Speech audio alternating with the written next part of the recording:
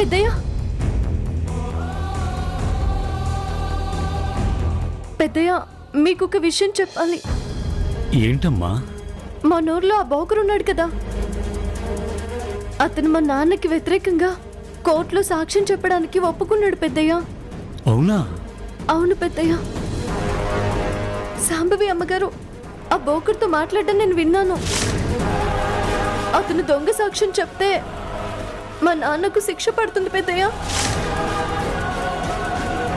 నాన్నకు వ్యతిరేకంగా సాక్ష్యం చెప్పొద్దని మీరు అతనికి చెప్పండి పెద్దయ్య. వాడు ఊళ్ళో లేడమ్మా, కొద్ది రోజుల క్రితమే ఊరు వదిలి వెళ్ళిపోయాడు.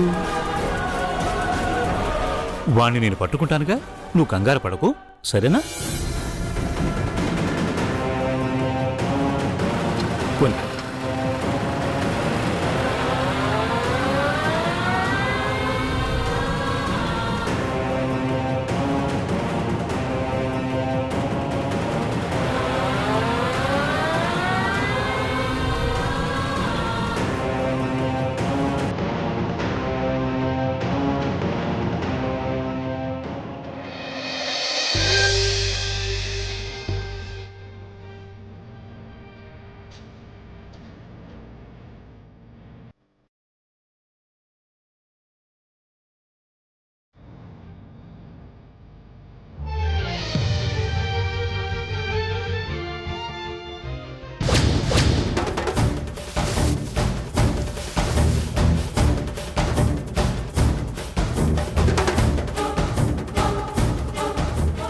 బుచ్చమ్మా, బుచ్చమ్మా, బుచ్చమ్మా,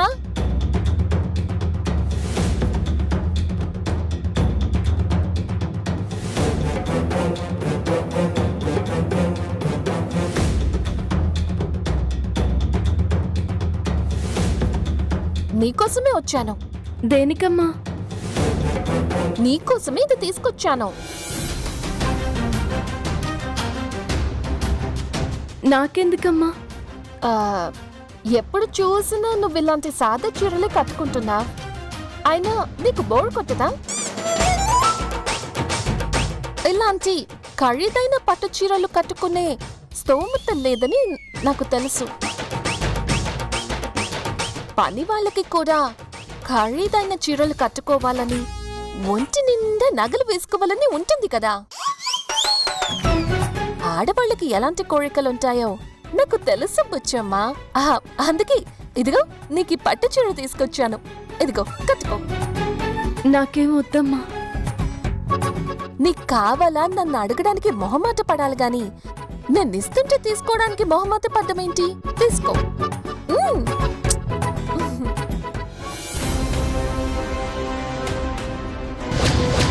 నీ నోటితో నిజం చెప్పించడానికేనే 25,000 రూపాయల పట్టుచీర నీకిచ్చాను.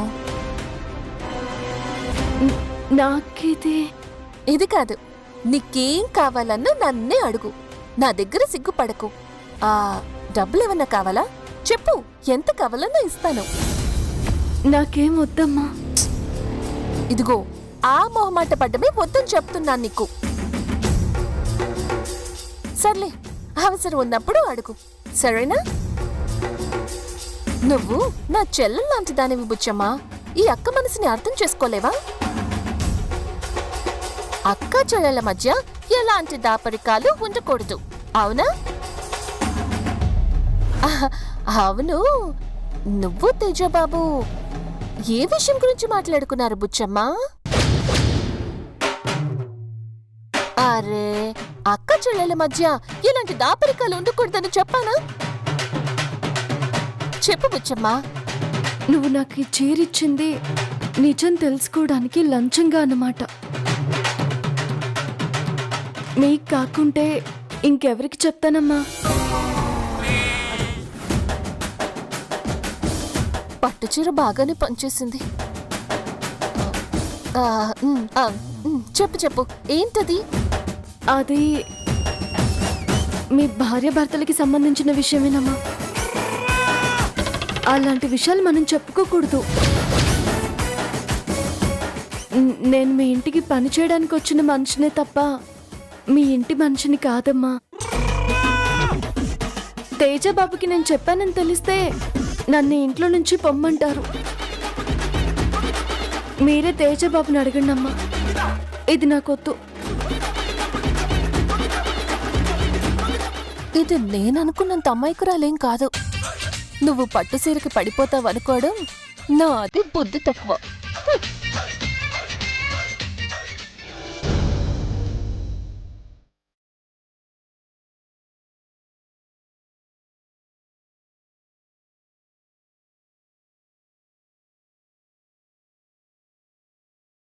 మీ నాన్నగారు మీకోసం అంత దూరం నుంచి వచ్చారు.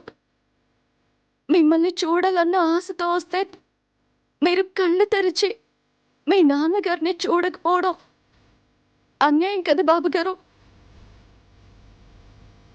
మీ నాన్నగారు మీతో అంత ప్రేమగా మాట్లాడారు, ఎంతో బాధపడుతూ మిమ్మల్ని పిలిచారు, మీకోసం చిన్న పిల్లల్లా ఏడ్చారు. అయినా కూడా మీలో చలనం రాలేదేంటి బాబు? మీ నాన్నగారి మీద మీకు నిజంగానే ప్రేమ లేదా బాబు? ప్రేమే ఉండుంటే మీరు కళ్ళు తెరిచి మీ నాన్నగారిని చూసుండేవారు.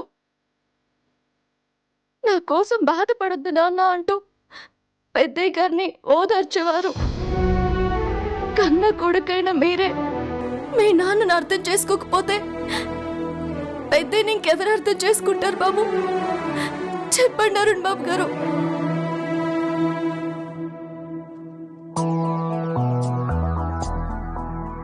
ఏదో ఎప్పుడో పెద్దరికంతో కోపంతో ఒక మాట అన్నారని దాన్ని ఇంతలా పట్టించుకోవాలా బాబు?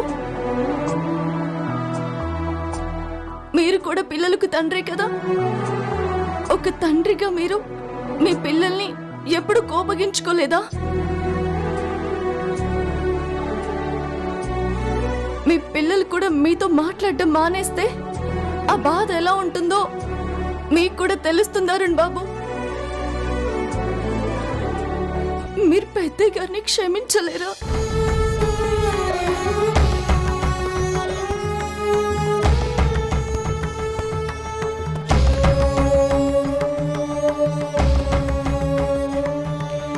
మీ పిన్ని గారు పెద్దయ్య గారిని అవమానించి పొమ్మంటుంటే నా గుండె తరుక్కుపోయింది. పెద్దయ్య పరిస్థితి చూసి నేనే తట్టుకోలేకపోతున్నాను. ఆయన మీకు స్వయాన తాతగారు, మీ నాన్నగారికి నాన్నగారు. మీ తాతయ్య గారికి అవమానం జరుగుతుంటే మీరెలా తట్టుకోగలుగుతున్నారు బాబు? రావద్దని చెప్తే సరిపోతుంది, వెళ్ళిపోండని చెప్తే సరిపోయేది. చిన్న మాట చెప్తే సరిపోయేదానికి అంత పెద్ద ఆయనని అంతలా అవమానించి పంపించాలా? మీ సొంత మనిషి అయిన మీ తాతయ్య గారి గురించి మీకు మాట్లాడే స్వతంత్రం లేనప్పుడు మీరు మరొకరి గురించి ఏం మాట్లాడతారు? ఇంకేం ఆలోచించగలరు? ఆనందం, ఆరోగ్యం, ఆయుష్ అన్నీ కలగాలని పెద్దవాళ్ల కాళ్లకు నమస్కరించి ఆశీర్వాదం తీసుకుంటాము. మనం పూజించే దేవుడు మనకి వరాలు ఇస్తాడో లేదో తెలియదు, కానీ అడిగినా అడగకపోయినా అందరూ బాగుండాలని పెద్దవాళ్ళు మనల్ని ఆశీర్వదిస్తారు. దండం పెట్టాల్సిన పెద్దవాళ్ళని అవమానిస్తే అది మీకు, మీ ఇంటికి, ఎవరికి మంచిది కాదు. అది తెలుసుకోండి. మా తాతయ్య అంటే మాకు కూడా ప్రేమాభిమానాలున్నాయి సరసు. కానీ చిన్నప్పటి నుంచి అమ్మ మాట కాదనకుండా పెరిగాం. అందరూ మనవాళ్లే అని చెప్పి పెంచాల్సిన పెద్దవాళ్ళు చిన్నప్పటి నుంచి మాకు తాతయ్య అనేవాడు లేడు అని మాకు చెప్పి పెంచారు. తాతయ్య ఉన్నారు అని చెబితే మా అమ్మ నాన్నలు కోపం వస్తుంది. లేడు అనుకుంటే తాతయ్యని బాధ పెట్టిన వాళ్ళం అవుతాం. అది మా పరిస్థితి. అర్థం చేసుకో సరసు. ఊహ తెలిసినప్పటి నుంచి అమ్మ చెప్పింది వినడం, అమ్మ చెప్పింది చేయడం తప్ప కాదు లేదు అని చెప్పగలిగే పరిస్థితుల్లో మేం పెరగలేదు సరసు.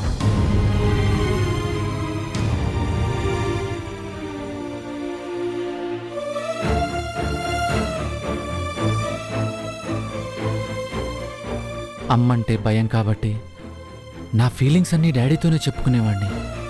డాడీ దగ్గర నాకంత చనువు ఉంది. ఓ మంచి ఫ్రెండ్ లాంటి డాడీ ఇలాంటి సిచ్యువేషన్లో ఉన్నందుకు నేనెంత బాధపడుతున్నానో ఎవరికి చెప్పుకోను సరసు. డాడీ కోసం తాతయ్య దగ్గరికి వెళ్తే అమ్మకి మేమెక్కడ దూరం అయిపోతామో అన్న భయం. మాది భయమే తప్ప ప్రేమ లేకపోవడం కాదు. అమ్మ మీదున్న గౌరవం మా ధైర్యాన్ని భయంగా మార్చేసింది.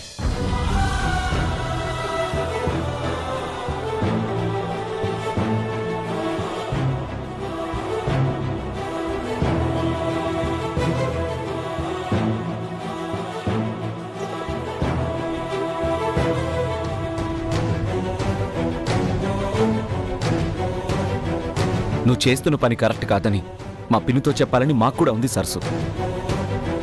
కానీ చిన్నప్పటి నుంచి వాళ్ళు చెప్పినట్టు వినడం అలవాటైపోయి ఒక సిస్టమ్కి అలవాటు పడిపోయిన తర్వాత దాన్ని బ్రేక్ చేయడం నువ్వు అనుకున్నంత ఈజీ కాదు.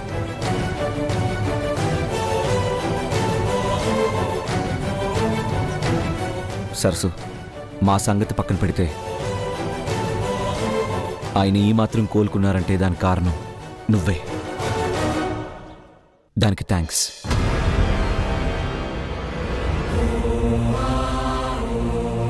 మీ పిన్నితో మాట్లాడడానికి భయపడే మీరు నేను మీ భార్యనని మీ అమ్మగారితో ఇంకేం చెప్పగలరు రాహుల్ బాబు?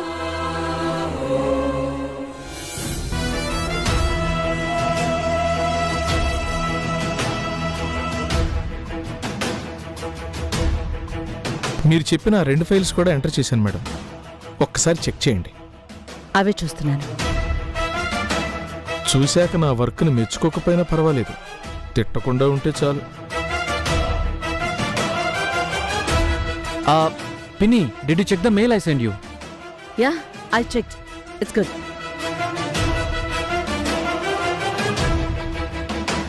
లోపల కూకున్న దాన్ని తీసుకొచ్చి నన్ను ఎక్కడ కూకోబెట్టారు.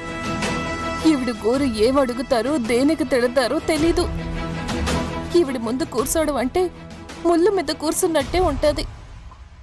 నేను వెళ్ళిపోవడమే మంచిది.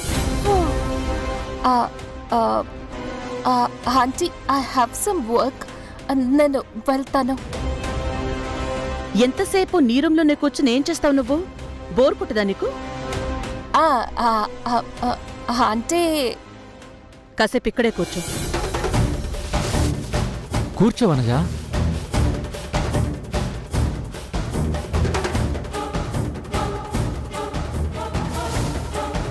ఇంకా మీ హోంవర్క్ అవ్వలేదా చిన్న మేడం? Don't disturb me. డౌటే లేదు, ఈ చిన్న మేడం ఆ పెద్ద మేడంకి జిరాక్స్ కాపీయే. ఇక్కడుండి నేను చేసేదేముంది? లోపలికెళ్ళి చేసేది కూడా ఏం లేదు కదా. వదినా, ఏంటి చిన్న మేడం? రెయిన్బోస్ ఆకాశంలో ఎందుకు వస్తాయి? How it forms?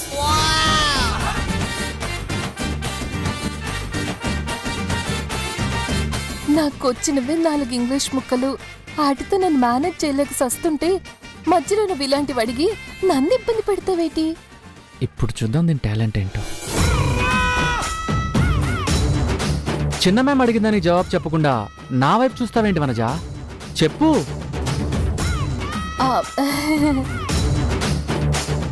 అడిగిన దానివి నేను ఒక్కదాన్నే ఉన్నప్పుడు అడిగినా బాగుండేది కదా. వీళ్ళందరి ముందు అడిగేసి నన్ను ఇబ్బంది పెట్టినావు కదే. ఇప్పుడు నేనేటి చెప్పాలో తెలియడం లేదే గుంట.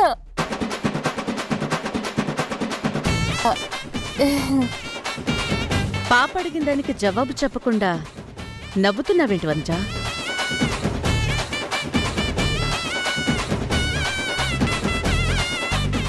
I will tell. అంటే చిన్న పిల్ల కదా, తనకి ఎలా చెప్తే అర్థమవుతుందా అని ఆలోచిస్తున్నాను. థింకింగ్. నువ్వెలా చెప్పినా నాకు అర్థమవుతుంది. నువ్వు నన్ను ఇలా ఇరికించినావేంటే గుంట పాప. మీరు చెప్పండి ఏకాంబరం గారు. నేను చదివింది బిఏ కదమ్మా, అందులో సైన్స్ ఉండదుగా. వనజమ్మ గారు సైన్స్ చదువుకున్నారు కాబట్టి ఆవిడ్ని అడిగితే కరెక్ట్గా చెప్తారు. చెప్పొద్దునా? సైన్స్లో నాకెప్పుడు 10 మార్కులు దాటి రాలేదే, నేనేంటి చెప్పగలను? చెప్పు వనజ. ఆ, ఆ, అంటే మనమైతే పేపర్స్ మీద కలర్స్తో పెయింట్ వేస్తాము. అదే దేవుడైతే ఆకాశంలో రంగులు వేస్తాడు.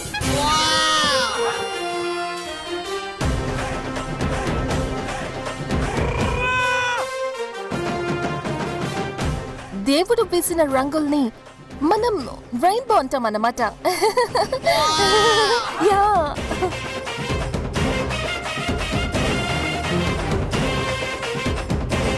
నువ్వేం చదువుకున్నావు వదినా? నువ్వు చదువుకున్న స్కూల్లో రెయిన్బో అంటే దేవుడు వేసిన రంగులని చెప్పారా?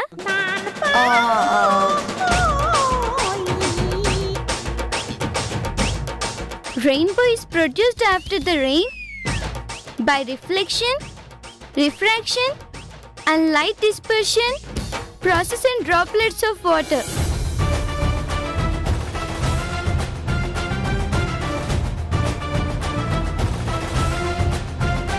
Correct, well said ma'am. నాకైతే ఒక్క ముక్క అర్థం కానే లేదు. వనజ, ఆ, ఆ, ఇంత చిన్న విషయం కూడా తెలియకుండా అసలు నువ్వు స్కూల్ ఎలా నడుపుతున్నావు?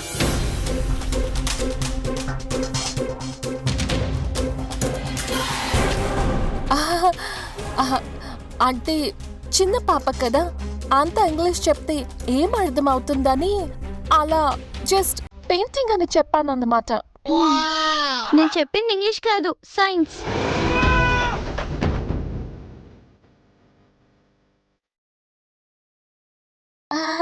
చిన్న మాధం చాలా స్మార్ట్. వనజమ్మ గారు పాపని అప్రిషియేట్ చేస్తున్నట్టు లేదు, తనని కవర్ చేసుకుంటున్నట్టుంది. చూడు వనజ, పిల్లలు అడిగే క్వశ్చన్స్కి ఇంకెప్పుడు ఇలాంటి సిల్లీ ఆన్సర్స్ చెప్పకు. వాళ్ళకు కూడా అదే అర్థం అవుతుంది.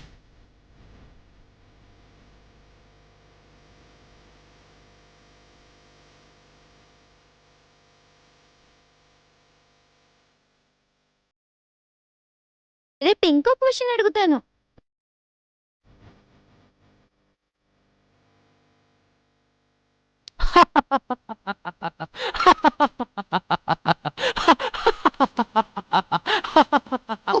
ఎందుకు నవ్వు?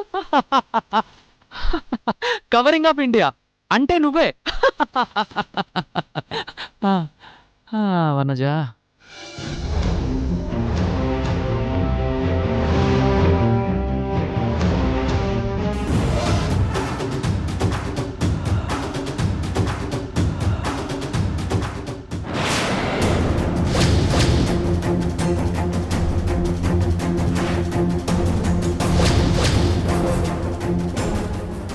ఆ ఫోటోలు ఎవరు తీసుంటారు? కాత్యాయనమ్మో మ్యాగీలో తీసుంటే వాగ్దేవ్ అమ్మగారికి చెప్పడానికో సాంబవ అమ్మగారికి చూపించడానికో చేసి ఉండాలి కదా.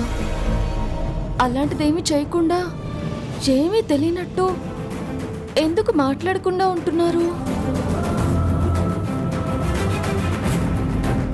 ఏదో చెయ్యాలి, ఏదో సాధించాలి, ఏదో విధంగా భయపెట్టాలనే ఉద్దేశం లేకపోతే ఫోటోలు తీసినోళ్ళు వాటిని రాహుల్ బాబుకి ఎందుకు పంపిస్తారు?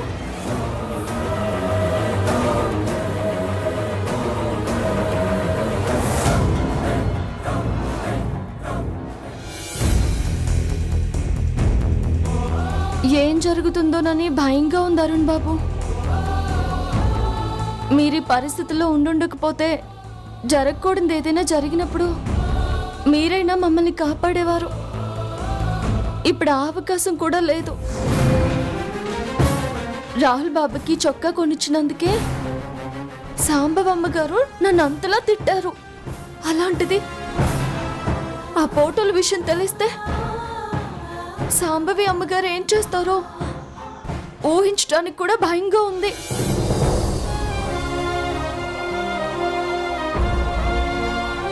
ఇక్కడ నన్ను అర్థం చేసుకునే వాళ్ళు, నాకు సాయం చేయగలిగే వాళ్ళు మీరు తప్ప ఇంకెవరూ లేరు. అందుకే నా కష్టాలు నా సమస్యలు అన్నీ మీతోనే చెప్పుకుంటున్నాను.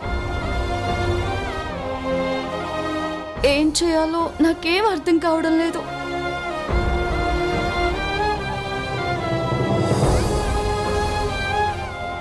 అరుణ్ బాబు గారికి నాన్నంటే ఎంత ఇష్టమో నాకు తెలుసు. అరుణ్ బాబు గారికి ప్రాణ స్నేహితుడు ఎవరైనా ఉన్నారంటే మా నాన్న ఒక్కరే.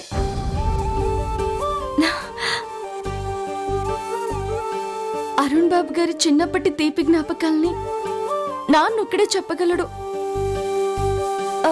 నాన్నని అడిగి తెలుసుకుంటే ఏదైనా ఉపయోగం ఉంటుంది, తప్పకుండా ఉంటుంది. నాన్నని కలిసి ఈ విషయాలన్నీ తెలుసుకుని ఆ బోకర్ విషయం కూడా చెప్పి జాగ్రత్తగా ఉండమని చెప్పాలి.